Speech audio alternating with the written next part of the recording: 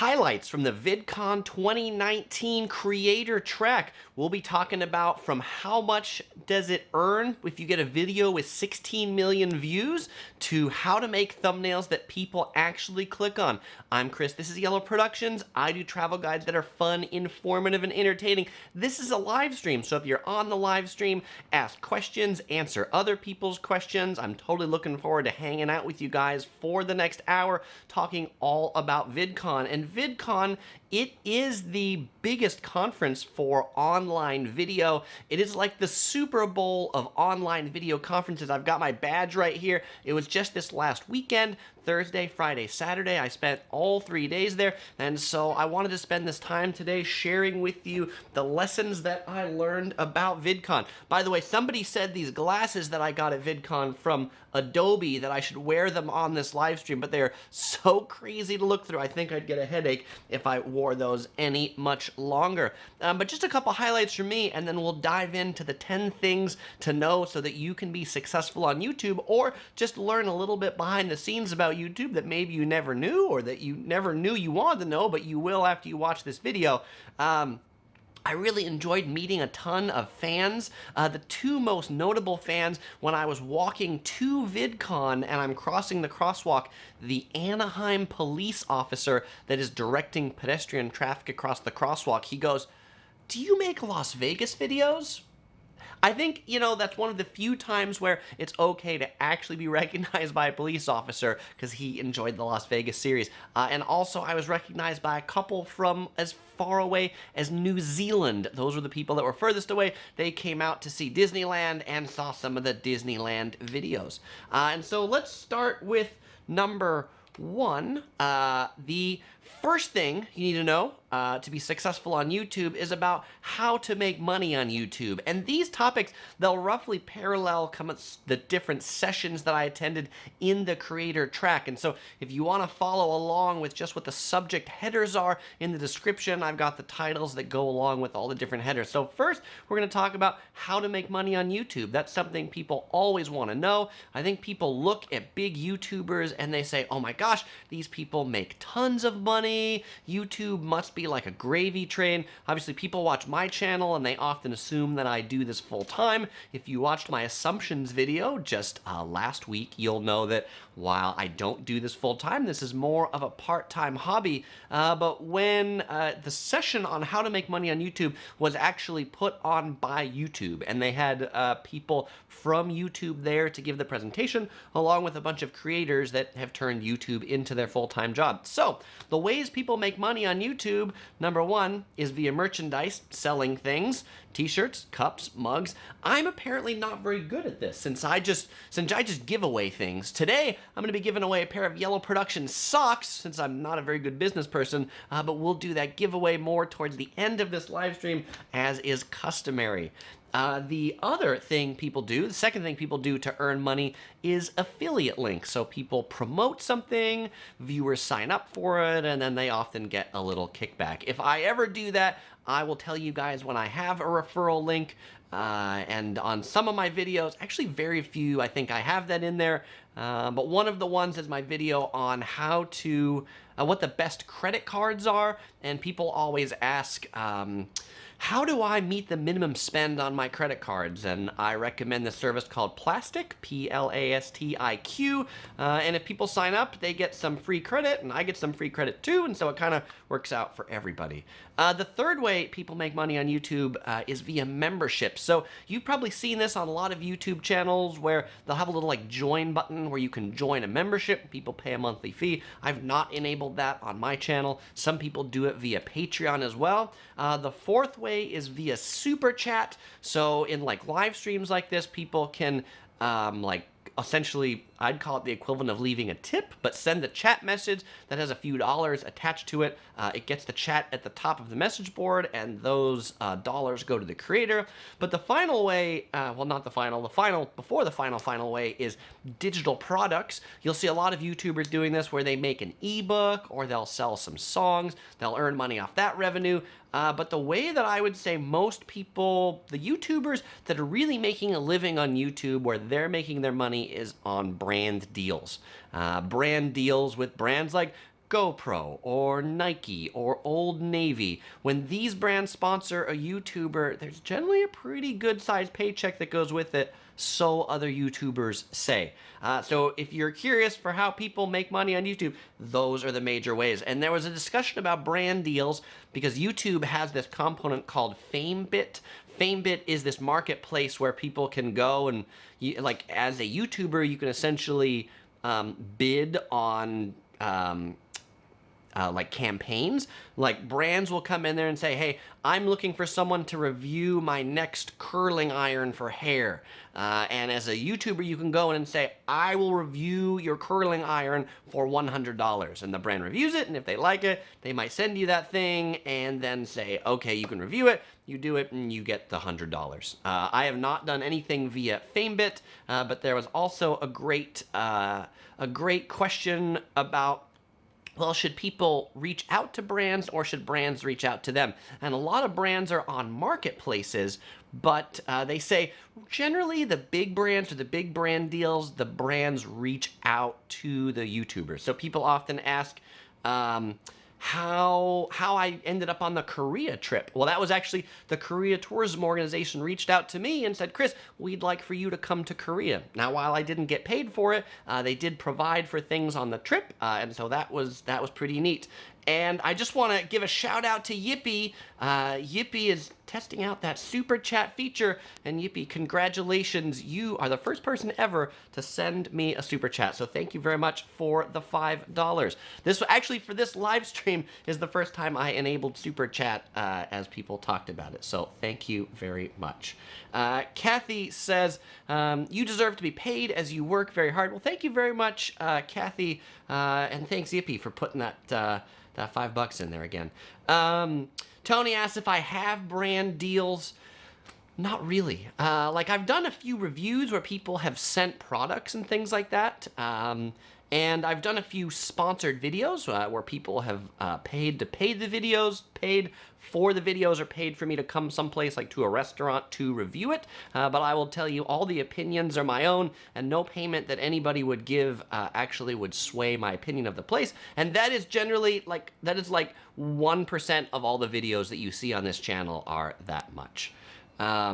Kirk says, I heard Tencent was at VidCon recruiting influencers. Did you see them? Did they approach you? I don't know who Tencent is, and so no, I didn't see them, and they didn't recruit me. And the Noob Masters returned after 8 months. Well, thank you, Noob Master. Kirk asked what I ate at VidCon. Yeah, the food at the convention's all really bad, so I walk out of the convention center, and I had some pizza and some burritos from some of the nearby things. Grovel says some channels are easier for brand deals, such as workout channels or makeup channels. I would agree with that. I get a lot of emails for people that want me to review things, review products, but they're like the most random things on earth. I did one review on a snorkel mask, and now I get like an email a week about people who want me to review their snorkel mask.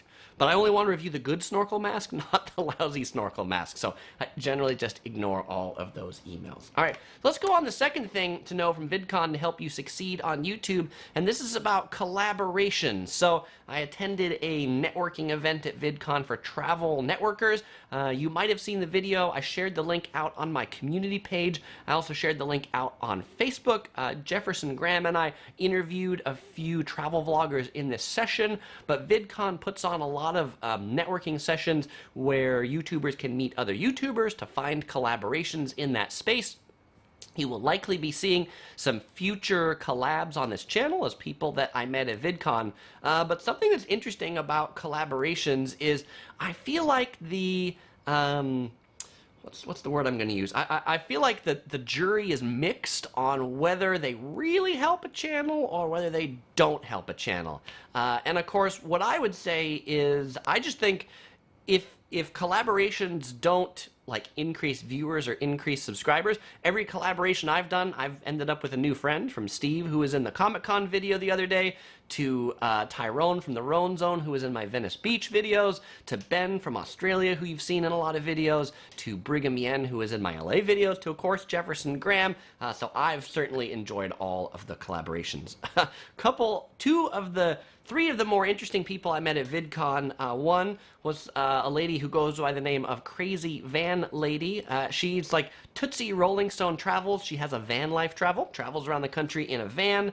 There was a guy, his Instagram name is JCoTV. He wore a Pac-Man suit. And when we asked him, hey, how do you pick where you travel? He says he picks the worst places to go to, the places where nobody wants to go to. So I think Jayco's going to be on a future live stream telling us all about these lousy places he's been to. And I also met a girl who, she's got an Instagram page all about boba, all about boba tea. And so those are just kind of interesting focuses that people have. Kirk asks, on my Korea trip, was it hard filming in Korea with all those other YouTubers around? Right, so related to collaborations, something that was interesting about that Korea trip is there were 9 other YouTubers that were there, and hard. I mean, it certainly made it a little more of a challenge, like when we were at dinner, and like I was at one side of the table and some other YouTubers at the other. We had to figure out how we talk and don't cancel each other out or don't end up on each other's videos. You'll see during the videos I made in Korea that there will be a bunch of people in the background with cameras. Just by nature of that many YouTubers, it sort of becomes an issue. But I don't think it was bad. I think it was more interesting than it was worse.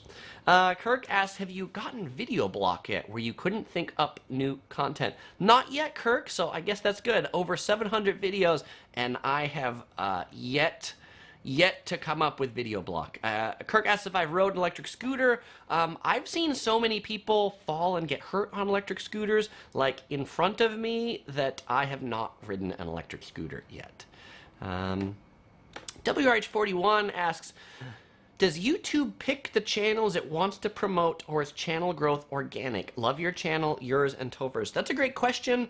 I'm going to talk all about probably channel growth and things like that coming up in the viral section, so I hope to answer that as we go forward. All right, let's go on to number 3. The third thing to know to help you succeed on YouTube out of VidCon is to know your camera. I went to 2 panels about knowing your camera, basic and advanced, and one of the things is that, you know, at VidCon and in YouTube things, people love DSLR cameras, and I feel like camcorders just get no love. They get no love, which is unfortunate because I love the camcorder. If you watch the video I put out just a few weeks ago about what's the best camera for travel, you'll see in that video people use a lot of different cameras. Some of the Canon cameras are really popular with the Rode microphone on top with like a Joby GorillaPod. I feel like that's the traditional YouTuber camera. I like Sony camcorders. I think camcorders are easy to use, particularly for travel, and I just wish they would get a little bit more love because I think they should get more credit than they do. But there was an interesting conversation in the Know Your Camera sessions about what's the difference between an iPhone and a really expensive camera? Because people will say, hey, just YouTube on anything. If you've got a phone, work on that. But, you know, one of the things I see people use their cell phones for, and this is where you'll tell the difference, is like, let's say they're at a concert and they're trying to shoot something on the stage at a concert. Because phones and cheap cameras have what they'll call lower dynamic range, meaning that there's less difference between the whites and the blacks, when they're at some place like a concert where the stage is really bright and everything else is really black, you end up just seeing black and super bright, and you don't see any colors in the middle, where a more expensive camera would have better dynamic range, and so you can better see things when it's really bright or it's really dark. A cheap camera, when you point it up at the sky will just turn white and you won't be able to see any of the clouds and things like that, and then if you're looking in the shadows, you won't see anything there as well. It'll just turn into a blob, but a good camera, you'll see all those things. Noobmaster asks, what kind of camera do you recommend?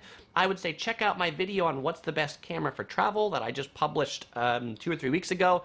There's all the YouTubers that I was with in Korea that talk about what their favorite cameras are. My favorite camera is the Sony AX53. That's what I use for travel. I use a different one here for live streaming. I've I've got a whole video about my live streaming setup that you could check out as well. Another thing they talked about is related to lighting, and that depth is perceived in videos by a change in lighting. So actually, one of the things you'll notice that I incorporated here on these live streams recently is I've incorporated the blue lights in the background so that you get a better perception of depth between me and the background, right? So in my previous live streams, that wall was white. I just had white lights on it. It all looked the same, and so it didn't look like that was probably that far away before. But I'll tell you, that wall is maybe 8 feet away from my hand, but with the blue lights there and white lights on my face, then it creates different contrast and it creates more depth in the room. If you're curious for lighting, I've got a key light in front of me, 2 lights, a main light in front of me, 2 lights on the side, and then back there I've got 2 blue lights that just wash the wall. All right. Hungry asks if I know low price cameras. Yeah, if you don't have a lot of money, I'd recommend a GoPro. Like, GoPro cameras are actually pretty decent. Let's see. Kirk asked a little bit more about the Korea trip. If I was put off that all my Korea content was going to be duplicated by everyone on the same tour, I really no, I wasn't. And I'll say that I feel like each of us puts our unique spin on things, and so even though we're doing videos in the same place, we're all coming at it from a different perspective, and so I was not put out with that at all. Melissa says, I used to do food review videos and was getting paid for it until YouTube changed policies maybe a year or 2. Unfortunately, now I just focus on concert videos. Interesting. Melissa, what part about the policy change made it that you couldn't get paid to do your food reviews? I'm curious. Is it because the places that you would review didn't want you to check the box that said this is sponsored content? Kirk asks, how do I feel about what's going on in Hong Kong? Are those citizens screwed or what? Wow, that is like a huge political situation, right? If people aren't following the whole thing, there's a lot of people protesting in Hong Kong. They're protesting because China is looking, well, Hong Kong is looking to put in place easier extradition to extradite its citizens to China. And so the people in Hong Kong who said that Hong Kong would remain a separate system from China obviously don't like that, and they feel like their civil liberties are getting eroded. I feel like it's a bummer situation for those people in Hong Kong. You know, obviously protesting for them, they believe what's right. That's why they're protesting. Kirk says that this is a Jurassic Park edition of Yellow Productions with all the exotic lighting and the bird of paradise in the corner, of course. All right, let's go on to number 4. The 4th thing to know to be successful on YouTube, it's about comments. So there was a whole session at VidCon about comments, and the person in this session was talking about, hey, what if we as creators saw part of our creating the video was also creating and responding to comments, and that comments were actually part of the content? And what if the comments that you all left actually helped drive the content in the future? And I'll actually say what this person was talking about is actually how I think of videos. And actually, part of this live stream, the content is your comments, right? Because I literally put them up on the video, and this live stream would be nothing if it wasn't for you, if it wasn't for the audience, right? So this interesting perspective about YouTube, right? Like, what is YouTube? Why is YouTube great? And people always ask me, Chris, why do you do this? And I say, I do this because you all watch. If nobody watched, I wouldn't do it. If there was nobody watching YouTube, there would be no creators either. But one of the challenges with YouTube as a creator, certainly, and you all see it on videos you go to, are all the trollish comments. The trollish comments are really sad. And so why is the internet full of trollish comments? And is it maybe because not all of us are leaving comments on everything? What if every normal person had a requirement to leave 3 good comments every day? Like, when you saw something that you appreciated, you left a comment. I like this. This is good. But most of the time, the people who come and they like it, they don't leave anything. And the only comments that are left there are absolutely the troll comments.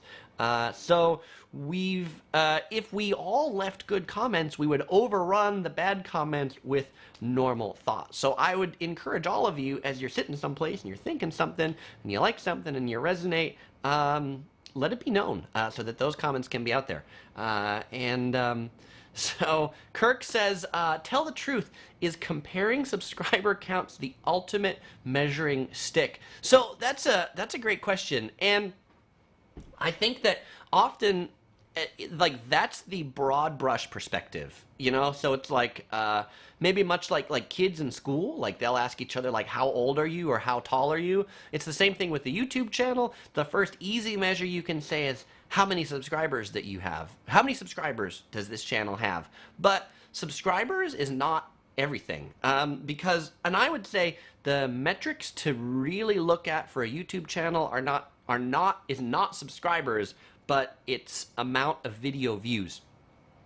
Because, and we'll talk about this a little more as we go on, but I'll give you the teaser right now, and you've seen it, is that YouTube, its AI is getting so smart that it knows more about what videos we want to watch than we do. And so when you watch videos from certain channels and you watch them a lot, whether you've clicked that subscribe button or not, YouTube will start displaying content from channels that you watch regularly on your recommended, on your main page. It's kind of called YouTube virtually subscribing you to that channel. So I actually think Yellow Productions, sort of this being an informational travel channel, there's a lot of people that don't click the subscribe button, but there's a lot of people that every time they go on a trip, they come in and they type in Yellow Productions and they watch some videos and they consume it more from that perspective rather than a weekly perspective. The most important thing about subscribers, and I love all of you, by the way, I love all of you that subscribe, is for what's called view velocity, and that is one of the ways how YouTube determines whether a new video is important or not is based on how many views it gets in its first hour, how many views it gets in its first 3 hours, how many views it gets in its first day, and those are the things that then YouTube uses to be like, oh, is this good? Are the subscribers enjoying it? If they are, then I'll promote it to more people. And so I'll say, if you guys want to help out Yellow Productions, one of the easiest ways is just, if you see a notification and you see a new video, watch it. And watch it to the end. It's not just views, but it's actually watch time. So YouTube is really interested in how long people spend on the platform and on videos, and time is one of the currencies that is the most valuable currency. And so when all of you say, hey, I'm going to dedicate like an hour or a half hour or 10 minutes or however long that you spend on these live streams, that's a gift, frankly, that you're given to me for watching these videos, and so I appreciate it. Okay, so that's about comments. Kirk asked me if I ever dream of Dance Dance Revolution. I probably have. I used to play a ton of Dance Dance Revolution. If you haven't seen, I do have a video of me playing Dance Dance Revolution. You can check that out. Kirk asks, Taiwan or Korea, you have 4 days, where would you go? Because I've been to Korea twice in the last year, I'd probably go back to Taiwan, only because I've been to Korea for 2 of my last major trips. Melissa says the reason why she can't get paid for the food videos anymore is she believes YouTube policies are now if you have less than 1,000 subscribers, you don't get paid. I unfortunately have way less than that. Before I did get paid regardless of how many subscribers. Who would pay you, Melissa? You mean like from AdSense, or you mean the restaurants would pay? Because if the restaurants were paying you directly, then YouTube doesn't have anything to do with it. I'm assuming that must have been through something integrated into YouTube. Drew asks, do you have to watch a video for a certain length of time for it to count as a view, or watch for 1 second and that counts as a view? You have to watch it for longer. It's generally about 30 seconds. It depends on how long the video is for them to determine how long something is before it counts as a view.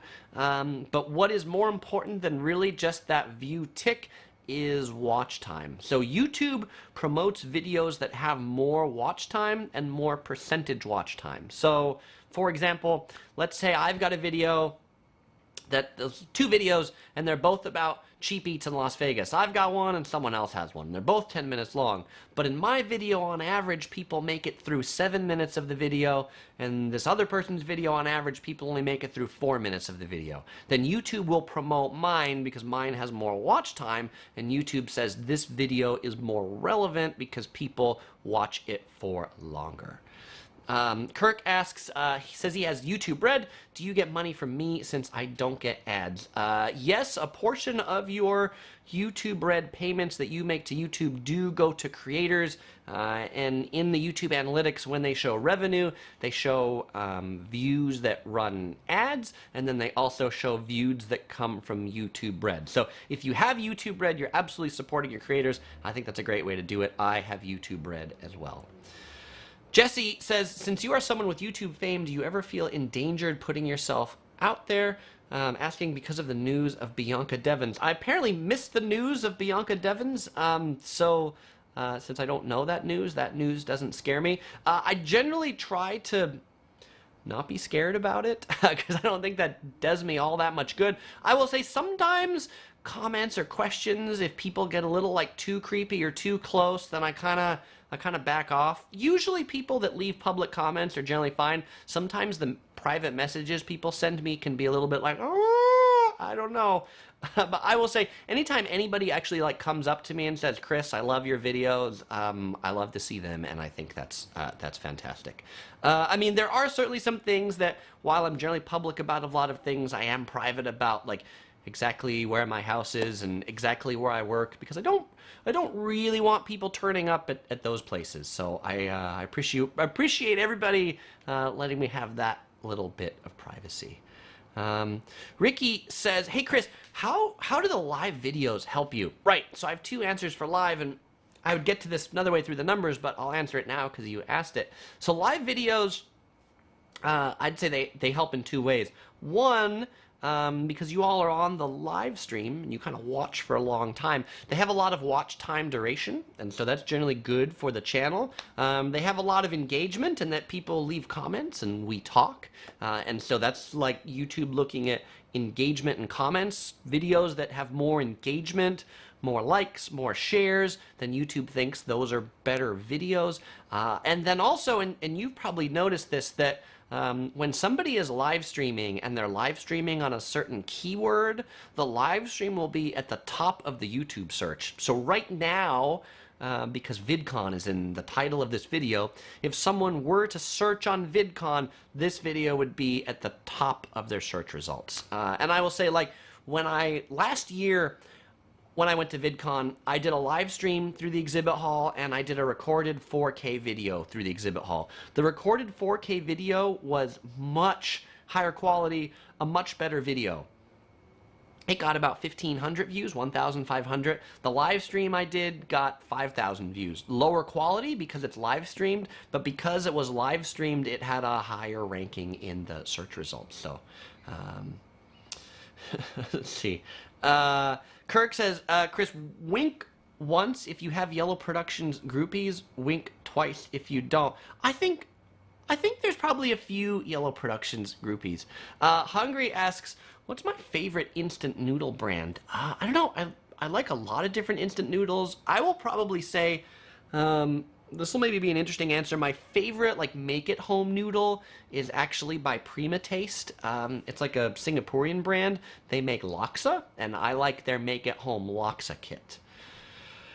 Okay, let's go on to number 5. The fifth thing to know to succeed on YouTube is about analytics. So this is going to be getting into a lot of the things we've just been talking about, which is what makes a video popular, how do you tell what's a view. So this session, and there were a few sessions on analytics, and so I'm actually breaking this down. This first one was with MatPat. You might know MatPat. He has a channel called Game Theory. If you've seen Game Theory, him and his wife were there. But one of the things MatPat said was that if you're making video for YouTube, it's very easy to obsess on the data, to obsess on the views, to obsess on subscribers. You know, I can obsess and I can look at this live stream and I can say, oh my gosh, there's 45 viewers on this live stream, and last week I had 90 viewers on this live stream. What am I doing wrong? What's wrong with the topic? What's wrong with what I'm doing? And it just might be a different day. People might be doing different things, right? The internet might have collapsed in a certain country. I mean, I don't know. But data should inspire creativity and not squash it, right? So I shouldn't look at those numbers and go, I'm out of here. This is half as good as last time. Back to the drawing board. But one of the things that people often say about YouTube is they say content is king, and if it's good content, it will do well. And what they'll tell you at VidCon and the creator track is that's not true. You need a lot more than just good content, because there's a lot of things that the content has to be surfaced, right? There's so many hours of video that get uploaded to YouTube every second, and most of it doesn't get watched. It just doesn't. And so how is it possible to make a video that people can actually see? And so one of the things that YouTube has put out recently is an analytic and a metric called click-through rate. And so the click-through rate is a metric of how many people saw the thumbnail and the title for a video versus how many people clicked on it. So it's one of the things that YouTube uses to see if people want to watch a video, right? If people see the thumbnail and they see the title, but they're not interested in clicking on it, YouTube says, well, this video must not be worthy, and then it buries it in the search results. But if lots of people click on this video, then YouTube will surface it to more people. Good metrics for click-through rate is somewhere between 3 to 5%. Stellar click-through rates are around 10%, but the more a video is recommended, the lower the click-through rate will go. So an example of a really low click-through rate for me is my Star Wars Galaxy's Edge video. It has like a 1% click-through rate. But it's had 100,000 views. Why? Because there are so many people that are searching about Star Wars and Galaxy's Edge that YouTube is recommending those videos to tons of people. But when people click into my video, it has a really high watch time and a retention thing, and so people watch it, and so YouTube keeps recommending it even though it has a low click-through rate. But those are things where, like if you're making videos, you can look at that data to decide, is my thumbnail good? Is my title good? You can change the thumbnail, you can change the title, and see if that increases the click-through rate. Now, this will lead a lot of YouTubers, including Mr. Beast. If you're familiar with Mr. Beast, he's one of the fastest rising YouTubers right now. When he starts making a video, he thinks about the thumbnail and the title before he makes the video at all, right? Because if you can't have an engaging thumbnail and you can't have an engaging title, nobody's gonna watch, and you might as well not even have the video. Another thing that's important about videos, another thing you can see in YouTube analytics, is where people watch the videos from. Television viewers, people who watch these videos on televisions, watch videos the longest. People who watch from mobile phones, they watch the shortest, and then desktop and tablet is kind of in the middle. So YouTube also increases the promotion of videos that are consumed on television screens because those lead to longer watch sessions. And I'll say on my videos, I can often see approximately 30% of the views come from people watching on televisions, which I find interesting. Also, binge watching is important. So one way YouTube looks and decides that a video is popular is if people watch that video from that creator, and then after watching that video from that creator, they watch a second video from the same creator, and then they watch a third video from the same creator, and they watch a fourth video from the same creator, then YouTube is like, wow, this creator must be good. And that first video, it's kind of like a gateway drug because it leads people into these 3 or 4 other videos. So I'll tell you guys, like when you come in, you watch a London video or a Vegas video, and then you watch 3 or 4 more, that's telling YouTube Yellow Productions is the man when it comes to Las Vegas or London or whatever this series is. So related to binge watching, YouTube also looks at not just binge watching in a session, but binge watching in a month. So YouTube's rolling window for analytics is 28 days. 28 days or about 4 weeks. That's what, if you have a YouTube channel, you look and you see your metrics for 28 days. And so one of the things they look is they say, well, for all the viewers you've had, how many of them watched more than one video in that period? So people that have watched between 2 to 4 videos throughout that 28-day period are considered people who like this content and resonate with it. And so if you do that and you watch Yellow Productions videos 2 to 4 times a month, then YouTube will keep suggesting them to you on your main page. YouTube will keep recommending them to you. Now, on the flip side, if you go for 28 days and you don't watch a Yellow Productions video, you know what's going to happen? YouTube is kind of going to decide, well, you don't like this channel anymore, and it's going to almost virtually unsubscribe you from the channel. So it doesn't actually unsubscribe you, you're still subscribed, but when I upload videos, you might not get as many notifications, you might not get them recommended as much, because they've decided, well, that was something you used to be into, but you aren't into it all that much anymore. So this is, if you're creating a channel, it's important to think about creating content in a cycle that you have to have at least one new video every 28 days, because if you don't have a new video for people to watch, and then everybody who subscribed just virtually gets unsubscribed because they're not there anymore. That might explain if you wonder why I've got all these channels I subscribe to, but YouTube never tells me about them.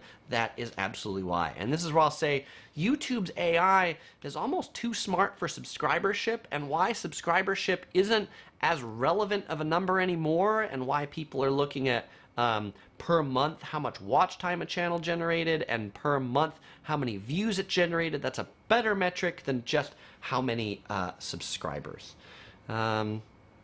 Okay, I'll take a few questions, comments, and then I'll go back into analytics a little bit more. Tony says he's a Yellow Productions groupie. Awesome, Tony. Thank you very much.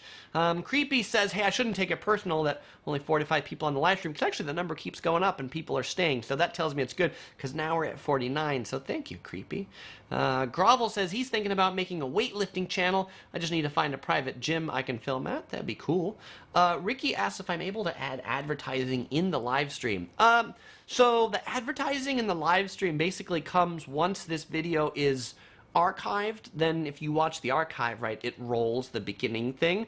One thing that is possible is it's possible to add what they call mid-roll ads. You've probably seen them where you watch a video and somewhere through the video then there's ads in the middle of it. I'll say I don't do that. As a matter of principle, because my goal is not to make you all suffer through a gazillion ads, and so all you'll see at the beginning of my videos are the skippable pre-roll ads.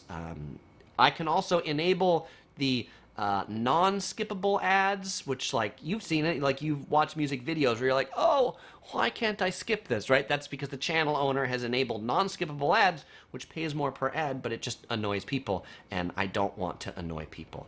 KJ asked if it's better to start with AdSense or without. So in order to qualify for AdSense, you have to have at least 1,000 subscribers, and you have to generate, it's like 100,000 minutes of watch time or 1,000 hours of watch time. There's some metric and I don't remember it off the top of my head, but then once you get that, you can apply to be part of the YouTube Partner Program, and then you can get AdSense. I would say if you reach those metrics, there's no reason not to, because you can decide on a per video basis as to whether you want to enable advertising or not. I would say I started this channel in 2008, and I would say I was probably eligible for monetization after 3 years, but I would say for the first 5 years I didn't enable ads on anything.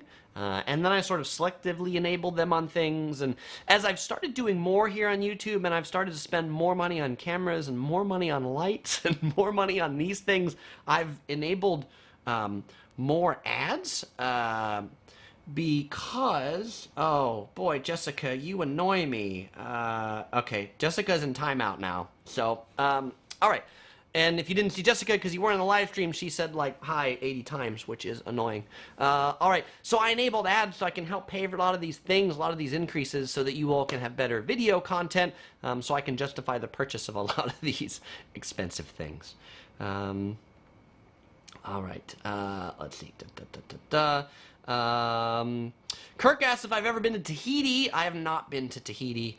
Grovel says it seems like everyone makes the same type of thumbnails now. It actually makes me skip their videos. I'm curious, Grovel, what is it about the thumbnails that makes you skip them? We'll get to thumbnails in a little bit. OC Girl says she definitely binge watched by the Grace of God video. 24 episodes in one sitting. That's pretty good. If you haven't seen that video, check that out. It's by a guy who was working with a scammer from Liberia, and he went to Liberia and actually made like a travel video about Liberia. It's a really interesting series. Jake asked if I ever watch my own videos to improve my metrics. Generally, no. It would probably be against some YouTube terms of service, and frankly, I would think that YouTube is smart enough to detect that if I'm logged in on my own account and watching my own video, that it's gonna know that that's me. And I feel like my one view against 100,000 doesn't do all that much. Thanks, Jesse, for the comment on Vegas videos. Kirk asked what kind of walking shoes I take on my trips. I always take Nike shoes. I always wear Nike shoes. I wear size 14, US size 14. It's a pretty big size. So I generally wear the Nike Air Max shoes in size 14. Goddess asks if I have any control about what ads are placed on before, in, or after your video. Yeah, so I mentioned I can control where they get placed, so I can control whether they go at the beginning, whether they go in the middle, whether they go at the end. I can control whether it's a non-skippable video ad, a skippable video ad, or a pop-up text thing. So I've got the pop-up text things and the skippable video ads at the beginning of videos enabled, and I don't have any of those other things enabled. Kirk says, hey Chris, you should do a food collaboration video with annoying YouTuber if you paid, would I do it if they paid me $1,000? I don't know. I mean, it depends. Like, would they just annoy me or would they annoy you? I don't want to annoy you guys, so I would not, I would not do that to annoy you guys. I have not been to Prince Edward Island. Hi, Jessica. So says Grovel. All right, so let me go on to a little bit more about analytics. So we were talking about thumbnails. So it's really important with YouTube's artificial intelligence that thumbnails are brand safe. One of the big things that's been going around YouTube lately, and you probably heard about it, is the change of their policies for demonetizing videos that are not family friendly, right? YouTube got into this whole thing a couple years ago from like Coca-Cola ads being placed on like beheading videos, and all the advertisers were like, we're not going to advertise on YouTube anymore because we don't want our advertisement next to a beheading video. So YouTube had done a lot of things to identify content that it considers not family friendly, and those things it will not run ads on. They also will look at entire channels and say, this entire channel is not family friendly, so nothing uploaded by this channel will be allowed to be monetized. But a lot of this is done by AI, artificial intelligence. YouTube AI essentially watches the video. It'll look for what's in the video. It also looks at the thumbnail. It looks at the titles. And so things that YouTube will flag as unsafe, if there's large patches of skin, it'll consider that nudity. If there's fire, that'll be bad because it might be burning somebody alive. There's also a category called loud, where YouTube will look at a thumbnail, and if the colors are too bright and there's too many capital letters and there's too many emojis, it's loud. Also, if the thumbnail has weapons, words that imply harm, all caps, overuse of punctuation, those are the things that YouTube looks at to decide if a video is safe or not. All right. So moving on to the sixth thing to know to be successful on YouTube, and then this starts day number 2 at VidCon, and I'm gonna zoom through this since we've got 18 minutes left in this video, is about growth hacking. So this was another one that was put on by the YouTube team. YouTube's rolled out a new back-end thing where they call YouTube Studio Beta with a new analytics, and so they actually had the team, YouTube had the team that built that at VidCon, and if you're curious where the YouTube analytics team lives and works, they work in Switzerland, which I thought was very interesting. So these 2 YouTube engineers were out in Anaheim from Switzerland. But before they came up, this guy by the name of Jarvis Johnson came up. He's got a YouTube channel. He's a YouTuber. He used to be a software engineer, and his channel just took off. And he didn't really have a big theme, but he posted this video titled "Worst Life Hacks I've Ever Seen," and for 6 months it did really bad. But then he changed the title to 5-Minute Crafts is the worst YouTube channel ever, and he started to get millions of views on that video. Because it got recommended against another big YouTuber that did a video on 5-Minute Crafts, and he actually got 200,000 subscribers in 1 week. He's now doing full-time YouTube, and so he says he had one successful experiment and many failed ones, right? And if you look between my titles and thumbnails, I'll change them quite a bit because some things work and some things don't. And usually I put my face in thumbnails, but like this video, I didn't have my face. I'm curious. Did you guys look at that? Did you notice that? You might not have because it's a live stream and some of you might have just tuned in and got here. One of the things that the YouTube team from Zurich said that they're going to be putting in is the click-through rate currently takes about 2 days to populate on YouTube. There's a lot of analytics that YouTube provides that take days to show up. They're trying to make more of that real time, so that will soon be 3 hours. An interesting new feature on YouTube is you can see how many people on a channel have turned on notifications, and then you can see of the people that have turned on notifications how many people get notifications. So this is interesting. I'm curious, for those of you that are on the live stream and can leave a comment, I'm curious, how many of you have rung the bell to turn on notifications? If you hit that bell, let me know, because I'm curious how that compares here versus the actual metrics. But I'll tell you what those metrics are in a little bit once I see what people say. The other things that YouTube Analytics is going to start to show, and I think this will be interesting, I'm really looking forward to this, is what other videos people are watching that are watching your videos. So it's like, if people like my video, what else do they like, right? I think that's an interesting way to understand kind of like an area. And one of the things they also said was they said, you know, don't just focus on clicks and click-through, but it's also important to pay attention to, right, how long people watch, because if people just click it but they don't watch it, that's a signal to YouTube that the video is clickbait. And obviously YouTube and nobody likes clickbait. All right. That's it. So related to notifications and clicking the bell, Kathy said she's clicked the bell. Hungry, he says he smacks the bell. Yippee has hit the bell a long time ago. Well, thank you, Yippee. Melissa says she never has, but I seem to get everyone's videos. Interesting. OC Girl says she gets in-person notifications. Of course she does. I tell her when I'm live streaming. Electric Rick says his bell is on. I hope that's not his doorbell. So a lot of people on this have absolutely hit the bell. And so when I come over here, where do they put this thing? I found this metric earlier. Where is it? It's hiding. You know, this is the problem with like a new... Okay, here it is. So it says for me, the percent of total subscribers on Yellow Productions that have turned on the bell is 10%. So 10% of all of you have turned on the bell. And I would imagine a lot of you on the live stream are probably more than everybody else because you're watching the live streams. Frank asked, what's the bell for? The bell is to turn on notifications. So after you subscribe, you can hit the bell icon. If you hit the bell, then you have an option of saying, give me some notifications, give me notifications of every video. But what's interesting is then it has another notification that says, of all the subscribers that have turned on notifications, how many subscribers who turned it on and have enabled YouTube notifications. So you might have clicked the bell, but if your like mobile device, you haven't allowed your app to give you notifications, then you won't see any. So there's more people that have clicked the bell than actually can get the notification. So that's interesting.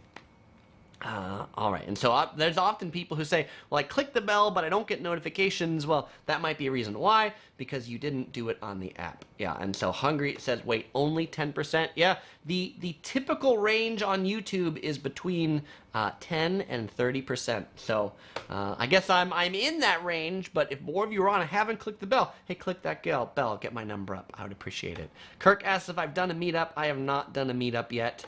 Park Views asks what tour. We've done Paramount, but we haven't done Warner Brothers. If anybody else has, let Park Views know what you think. Kirk asks if we've been on a cruise. OC Girl gets seasick, so we don't do a lot of ocean cruises. All right. Okay, so number 7. how to rank in search. YouTube is the world's second biggest search engine, and so a lot of videos are surfaced by search. We've been talking about like recommended and suggested and subscribers. Those are big ways, but search is another big ways. And so YouTube kind of categorizes videos in certain categories. They look at like music, they look at how-tos, entertainment, gaming. YouTube also watches the video to determine the category. But the dream for search, there's this channel called Tie Hole, and they have a video on how to tie a tie. They uploaded this video 8 years ago. This video has 58 million views. It still ranks #1 for how to tie a tie, but the channel hasn't been active for 5 years. Nobody has made a better how to tie a tie video than the Tie Hole. So if you wonder what's the most popular between video length, VidIQ's crunched a bunch of data. Videos between 10 to 20 minutes are the most popular in search. Videos with, in the thumbnail, 10 characters or less of text are the most popular. With one face is more popular than no faces, but 2 faces is more popular than 1 face. 3 faces is less than 1 face. Videos that are closed captioned help. And we talked about video velocity. That's important. We talked about subscribers being important. And then there's also this notion, I say more of my videos fall into this, which is evergreen videos. So my videos don't do super great at the beginning, but they pick up over time. My London series did not do good at all at the beginning, but as I had more London videos and there were more together, then people were like, oh, well, I like this Things to Do video because now I can get over this Cheap Eats video. I can learn how to watch the London Tube. And now that there's 5 of them, this is a really good series and I watch them. And they would argue that evergreen velocity is better than immediate velocity because a lot of the viral videos you look at, they do a lot of views right away, but then get no views for the rest of the time because they're not that interesting. But a video like how to tie a tie, that video generates millions of views over and over again every day, every week, every month, right? So that's overall a better video than a video that gets a ton and then dies off. All right, number 8, editing. Editing is everything. What I think is interesting, there were a couple panels I went to about editing, but it is amazing what editing can do. But this is another one where earlier when I talked about cameras, I said that camcorders get no love. Apparently the editing software that I use, Vegas, gets no love because everything that people use at VidCon, they use Adobe Premiere, they use Final Cut Pro, people even mention Windows Movie Maker, iMovie, nobody ever mentions Vegas. I like it for me. But editing, you know, it's not just about music, it's about a lot of things. All right, but it's really important, and I'm sure you all know it, right? One of the things about editing is making a video so that it feels like it has no dead spots, right? You don't want to watch a video and then be like, I'm bored, because as soon as you're bored, you go away, right? You guys know it. That's it. So my goal here on live streams too is not to bore you, but every once in a while, I do have to take a drink, because if I don't take a drink, I can't talk for an hour. So, but if I was doing it as a recorded video, I would probably cut out me taking a drink. All right, number 9. Ninth thing is about viral videos. People always ask, how do you make a video go viral, right? So if you want to make a video go viral, there's certain types of videos that will go viral and others that won't. But viral videos are ones that are shocking, they're ones that are funny, they're ones that are surprising, like pranks, flash mobs, proposals. They're ones that are impressive, like trick shots, sports feats. There's one where this guy throws a basketball off the Hoover Dam and it lands in a hoop that's at the bottom, right? Like, that's amazing. There are things that are weird. There are things that are cute, like kids or rabbits or cats, like, oh, grumpy cat. Viral videos are also bottle videos, meaning they're self-contained, right? The entire video is in one video. You don't need to know anything before. You don't need to know anything after. They're not a series. Because they're self-contained, they generally don't lead you to another video either. You just watch that one video and then you're done. Viral videos average around 4 minutes because 4 minutes is something anybody can almost watch any time. They're great for music videos. Think Psy's Gangnam Style, right? Gangnam Style by Psy. He made K-pop famous around the world. His video got 3 billion views. And The person who was speaking in this panel, she did a video called Plants vs. Zombies in Real Life, and it got 16 million views, and she made $4,000. So if you're curious how much a video with 16 million views makes, it makes, in her case, $4,000. Now, there's not apples to oranges comparison because things can be different, like where the viewers are from, what the search terms are, but her video with 16 million views made $4,000. And then she said to the audience, she said, well, if you're disappointed about that, well, she was disappointed about it too. So when you think, somebody makes a billion views, they gotta make a ton of money, take a look back at that number and say, well, probably not. Tony asked how much time I put into editing my videos. It depends on the video. I would say somewhere between 3 to 10 hours. Again, depending upon the length, the type of video. The big videos, when I do like the Singapore travel guides or this and that, they have a lot of different scenes, a lot of different cuts. That might even be 20 hours. That might even be 30 hours. In order to get more videos out, I've tried to spend less time editing them so that I can produce more videos. All right. Okay. So, before we go on to number 10, let me do the giveaway now. The giveaway is going to be for a pair of Yellow Production socks. And to know the answer to this, you have to have been on at the beginning when I talked about the fans that I met. I said when I got to VidCon, there were 2 interesting fans that I met. So one of them I met when I was crossing the crosswalk. Who was this fan that I met? I didn't reference the name, but I mentioned their role. So if you can tell me what their role was, I will ship you a pair of these Yellow Productions socks. They're pretty fancy. They come in different sizes. They're different colors. They're black on the bottom. They say Yellow Productions on top. They say it on both sides. They're really soft. They're nice socks. All right. So we'll go on to number 10 as people give those answers.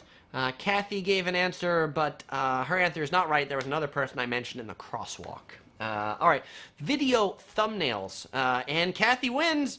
It is the police officer. That's right. The Anaheim police officer said, hey, you, I've seen your Las Vegas video. So that was pretty cool to be recognized by the Anaheim police officer. Kathy, you win the socks. Shoot me an email at chris@yellow.net with 2 W's, or send me a message on Facebook and let me know your address, what size of socks you want, and I will ship them to you. Awesome. Congratulations, Kathy. All right. So, number 10, video thumbnails. So what do you need to know about video thumbnails? Well, they say less text is better, a big face is better. So I asked about faces, and, like the face about like this big. It's about what they say.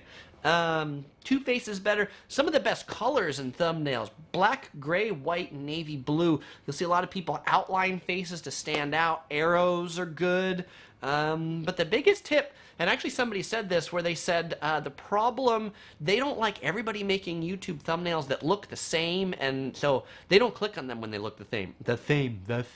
The best thing you can do for making thumbnails is to make thumbnails stand out from the other videos in the category. Because if your thumbnail looks different from all the other ones in a good way, then that's the one that people are going to click on, as opposed to the sea of everything that looks the same. It's also important to have some similar branding. If you look at my thumbnails, they always have yellow text, usually my face, usually wearing a yellow t-shirt. So if you guys see that yellow text, I'm sure you go and say, that's a Yellow Productions video. I've seen that yellow text with the black outline before. But thumbnails, they're often seen small, and so it's important to edit it small. A lot of the big YouTubers, when they edit it, they don't edit it big. They zoom it all the way down and edit it really small. So as they're editing it, they can take a look at what it looks like there. They also say, well, the one time when you might not want to show faces, but you want to show something else is if you're showing like a result. Like if you do a video about baking a cake, or you're doing a hair tutorial. In that case, you want to show the finished result. Show the cake, or show the hairdo that you've done. To my earlier comments about, the content's important, but the thumbnail's important, a lot of these creators will say they think, it's not a bad idea to spend as much time making a thumbnail as you do editing a video. Now, I told you I spend 3 to 10 hours making, like editing videos, I don't spend 3 to 10 hours on my thumbnails. Maybe I don't spend enough time on my thumbnails. Hungry says, I should make my thumbnails different. What should I make different about my thumbnails, Hungry? Let me know. Kathy, so excited for winning the socks. Awesome, Kathy. Congratulations. And lots of people congratulate her. And OC Girl said, Ricky must not be here today. Yeah, and Ricky, he has won more things than anybody else. So that must be why Kathy won. I didn't even see Ricky try, so Ricky must not be here. Yippee asks if there's a way I can film that could reduce the amount of time that it takes to edit them. Yeah, so one of the ways I try to do that is I try to film things chronologically.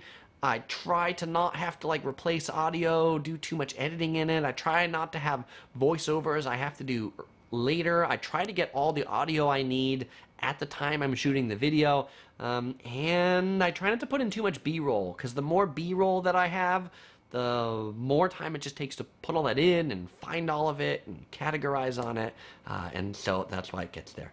All right, and Jenny says she loves my thumbnails, and Hungry says, no, not me, just something for others. All right, good tip, Hungry.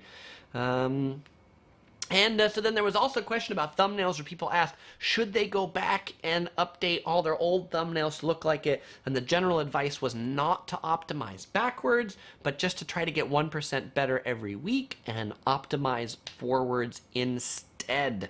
All right, so where am I going to be live streaming next? Well, hey, last weekend was VidCon. Next weekend is Comic-Con, San Diego Comic-Con. I got my badge right here, 4 days to Comic-Con. It's got The Walking Dead Season 10 right here. Pretty excited for Comic-Con coming up. So I'm going to be at Comic-Con Thursday, Friday, Saturday. Look forward to live streams. My next live stream will be walking through the Comic-Con exhibit hall floor. I do it every year, assuming the, Wi-Fi cell phone gods are with me. Comic-Con opens Thursday at 10 a.m. I will start live streaming as soon as I can get into the exhibit hall floor, usually about 10:30, and I will go as long as the batteries last on my phone, which is usually about 2 hours. So with that, I won't say goodbye, because I'm going to see you in the next video, which are those Comic-Con live streams. And thanks again, everybody, for tuning in. So great to hang out with y'all today.